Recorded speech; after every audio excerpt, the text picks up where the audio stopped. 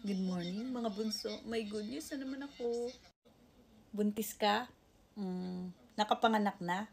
10 lapad? 10 lapad? 10 lapad!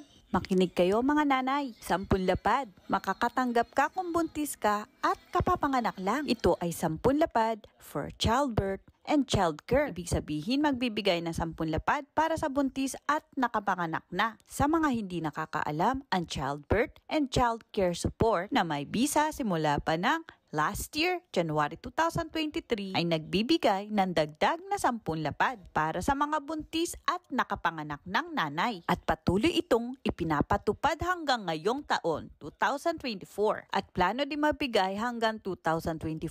Ganito ang dapat mong gawin. I-report mo ang iyong pagbubuntis o panganganak sa tanggapang lokal ng pamahalaan o malapit na city hall sa tinitirahan mo. Isang staff ang magi-interview sa iyo, makikinig sa iyong mga inaalala at magbibigay sa iyo ng magkahiwalay na bayad para sa pagbubuntis at panganganak. Nagsimula ito noong last year, January 2023. Kung manganganak ka pagkatapos mo manganak, makakatanggap ka ng buong halaga. Isisingit ko lang po ang aking larawan noong ako'y buntis pa 2 years ago. Ang aking bayad sa ospital na 57 lapad ay sinagot ng gobyerno dito sa Japan, meaning na libre kami. At pagkapanganak ko, nakatanggap pa ako ng pera suporta galing sa gobyerno. Kaya po sa mga nanay dyan na buntis o nakapanganak na, magpunta na kayo sa malapit na city hall dito sa Japan para kayo rin ay makatanggap ng 10 lapad. Makakatanggap din kayo ng mga gamit ni baby. Good luck po!